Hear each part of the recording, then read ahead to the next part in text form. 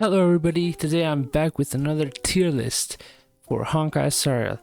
I'm mainly just going to be changing a bit of the positions of mainly SilverWolf. This is an updated tier list of part 1 of 1.1 patch of Honkai Star Rail. If you like my videos that I've been uploading every single day, please like the videos, comment down below, as well as subscribe. I really would appreciate it. I'm going for 100 subscribers, so let's see if we can get to it in a few months or in a month or whatever. Yeah, so let's get started. First of all, one thing I did wrong is I predicted what characters would be like, and quite some stuff has actually changed. We've had some buffs, especially to Nihility characters. Okay, so let's get started from the S class. Luocha.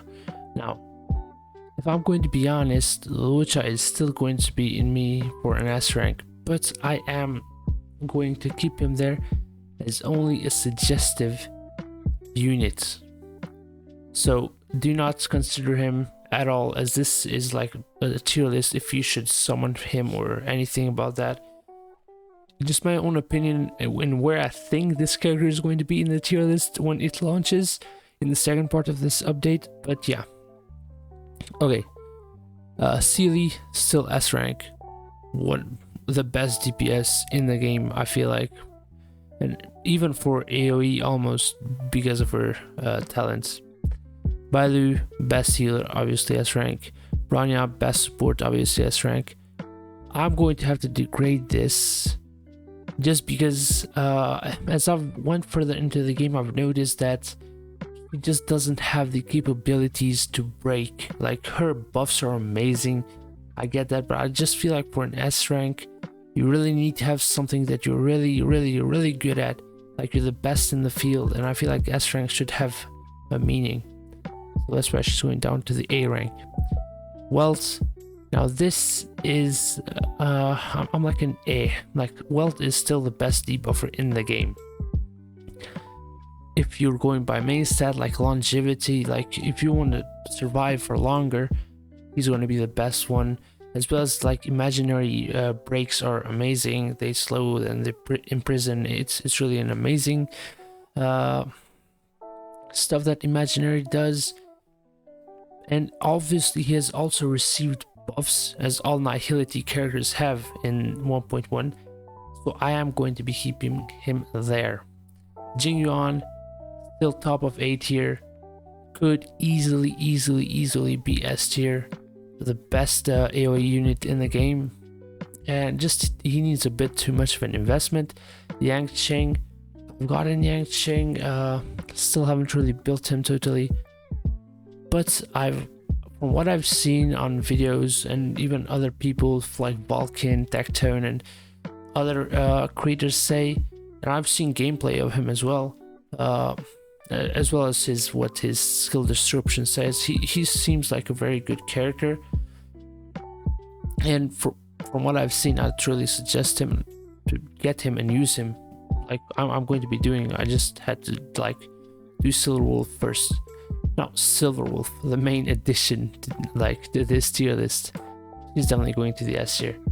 The amount of usability and like convenience that she brings to the team is absolutely massive. I made like a last video, I think it was, about the laziest team in Honkai Star Rail, and she basically enables that team without her. You can't do it.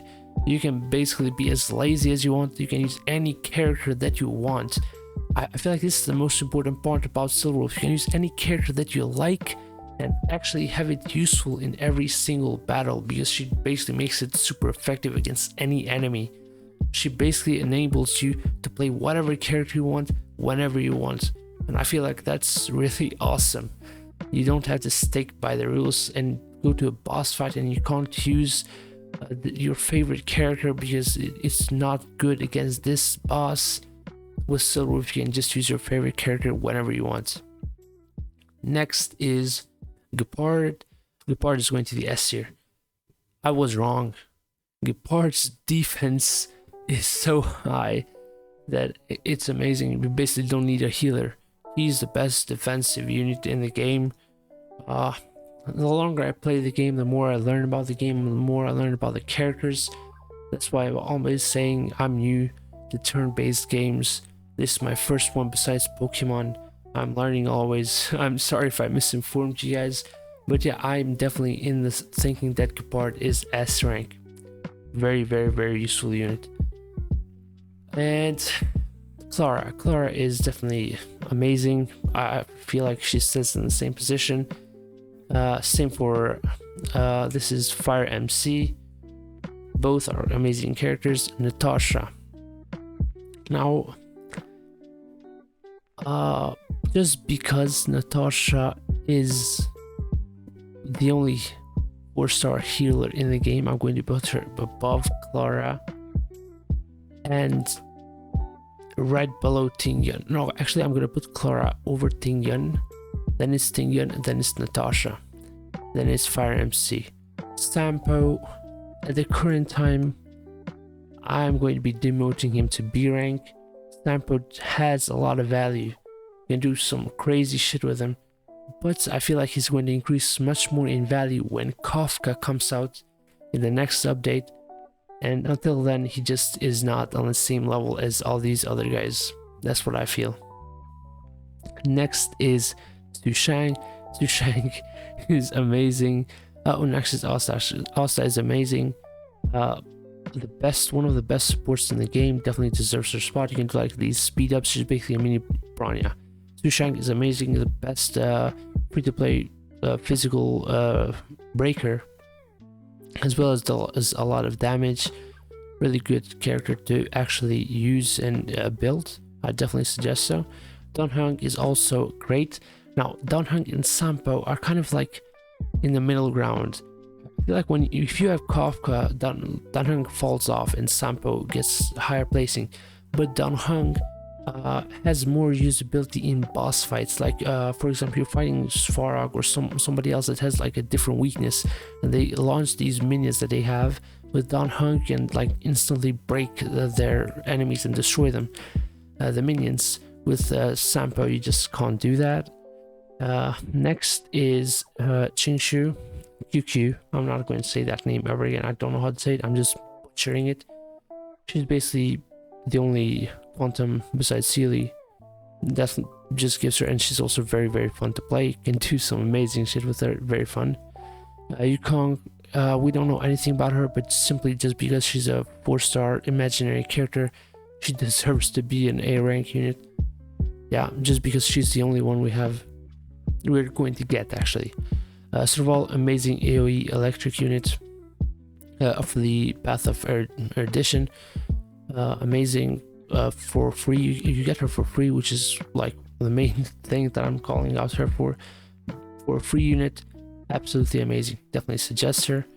Hook. Now, Hook, I'm actually going to be putting on the A rank, just because the amount of damage that she does is quite a lot, as well as she's one of the best that we have for like 4 stars for fire damage.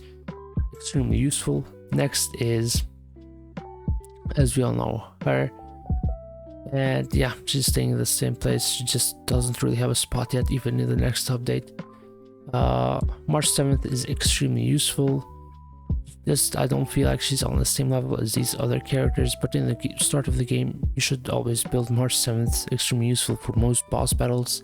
You can do some stuff. She can really save you.